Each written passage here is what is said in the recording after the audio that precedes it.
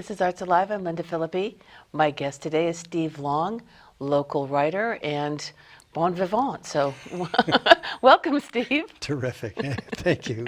And let's talk about you, because I understand that you will be hosting an exciting new show called The Writer's Life? The Writing Life. The Writing Life. The Writing Life, yeah. Okay. And I want to thank Mike Santone for the invitation. Okay, great. But yeah, so it's going to be, I think, primarily interview, but we want to cover all types of writing. I mean, songwriting, journalism. Oh, perfect. Creative writing, Sure. or fiction. So I'm just, and you know, it's kind of my favorite thing, so this is going to be a lot of fun. Well, I think that you and Mike have worked up an intro. Is that correct? Mike did, yeah. Okay, and I think we're going to see it now. Okay.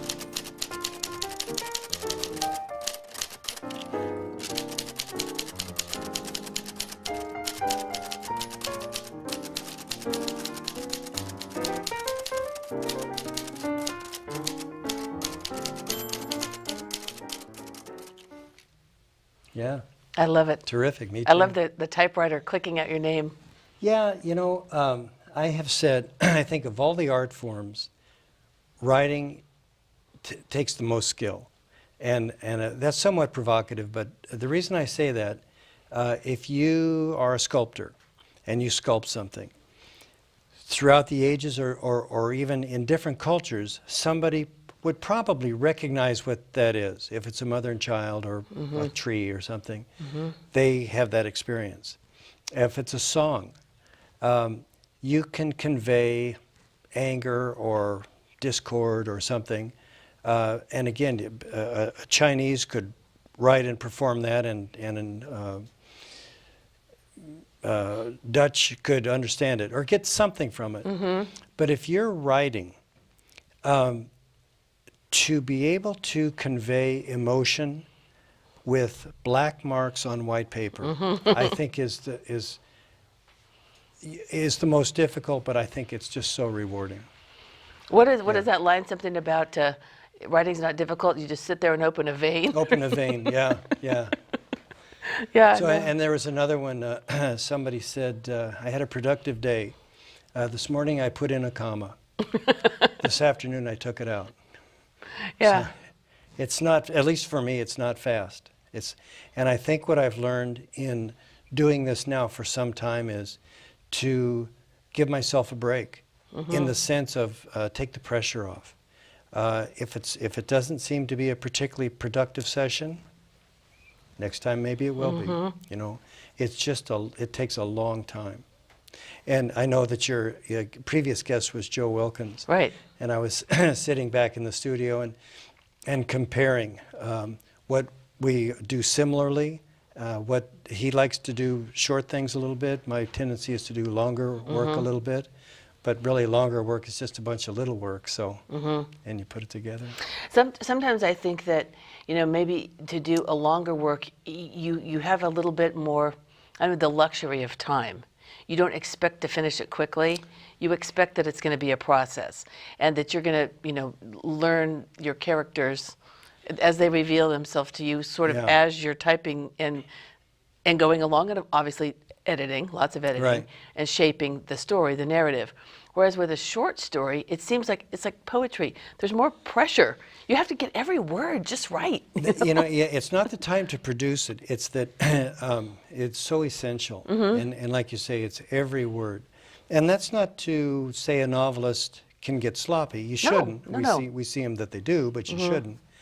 But I think the reader gives you a little bit of slack, where they don't so much in poetry. Right. I mean, with a story, you have a little bit more room to work yourself around a subject. Right. You know, his jacket is brown. His jacket is brown and dusty. His jacket smells like, you know, he's been sleeping with a dog. I mean, all those things where you maybe try to find one word in a poem. Sure.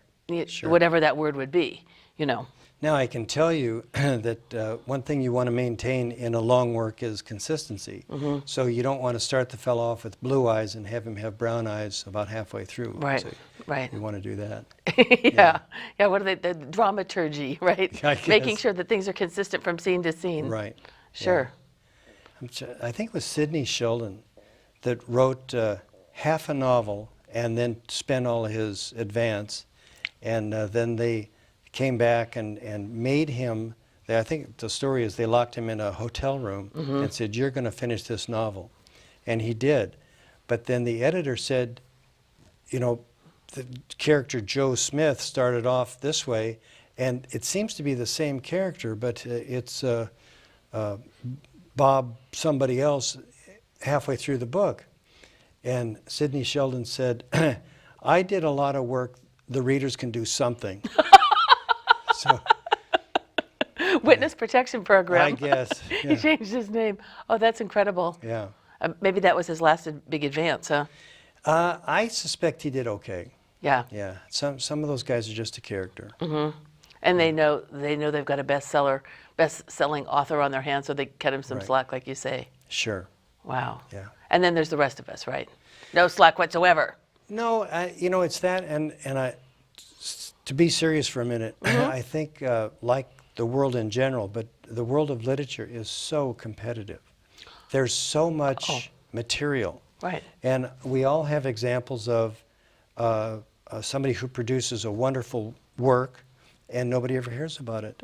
And conversely, there'll be things that are bestsellers that you think, "Oh my gosh, how did this get past the editor?"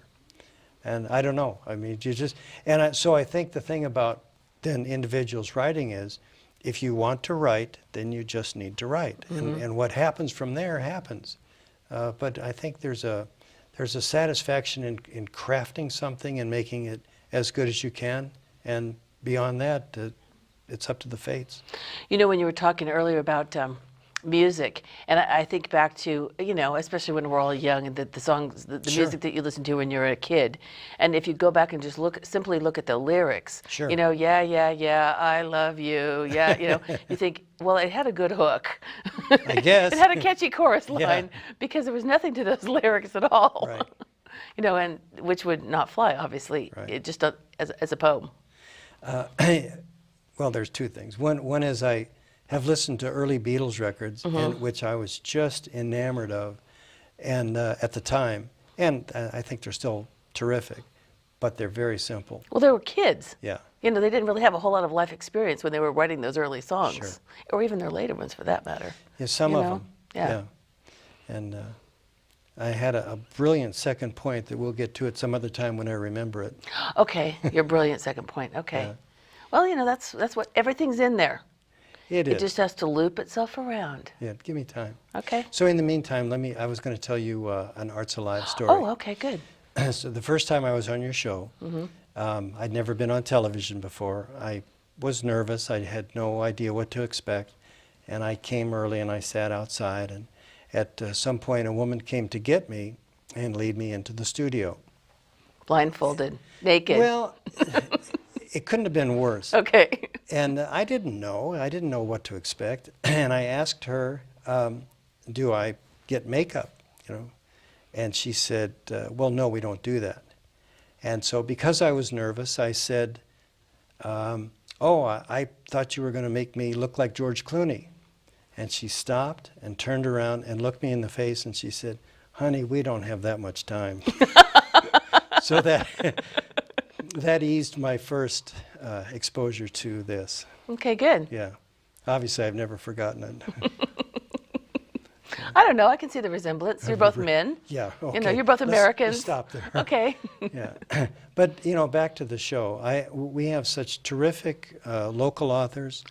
Absolutely. My hope is that at some point we might even cajole an agent, maybe a publisher, Oh, yeah. something. I just think that would be so interesting. And again, we talked about competition or that there are so many writers. I know I've been doing this for a long time, and I remember the feeling of trying to get connection and trying to get feedback from somebody in authority. So that would be an agent or an editor or somebody, and that would be great to have them on the show. Another thing I want to do is get a little bit of a discussion group about what it takes to form and participate in a successful critique group. because I Oh, think that's right. invaluable. So we'll Like a writing workshopping. exactly. sort So of thing. we want to try to cover all of those things. Oh, that's great. And again, it just I admire what you've done throughout the years, guest after guest. That's got to be tough, but I've got probably 10 or 12 lined up. So Good. Yeah. Here's the thing. Sometimes it is, and sometimes it isn't. I think what's difficult is some artists are just, they're just introverts. By Sure. nature, they're incredibly creative, talented people, and they're very introverted. Usually the people who are the most outgoing are, anybody in the performing arts. Sure. Actors, they'll talk all day. Yeah. But I mean, there's people like you who, you're not necessarily a really outgoing person, but you're very thoughtful and you're very articulate. You have a lot to say. That makes it easy. What's difficult is, this is my very most classic ArtsAlive story is, there were two kids from Linfield and they'd won some big award. They were both just young and darling, and they both had blue eyes, and those 4 blue eyes were just staring at me like deer in the headlights. Yeah. They had, every time I'd say something, they'd say, yep, nope.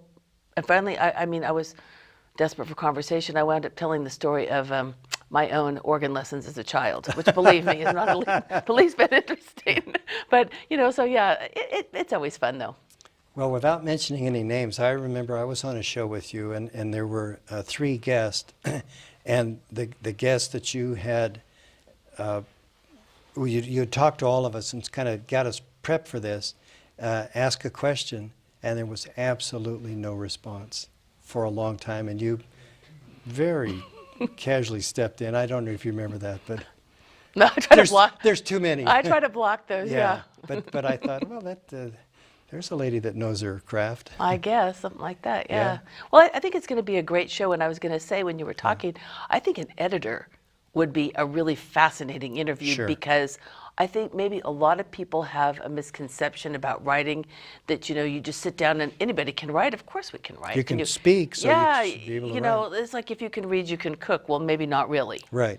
So they don't realize all the work that goes in after your first draft is complete, how long it takes. I mean, think about your first novel. Long time. Yeah, many, many edits later before it's finally Sure. really polished.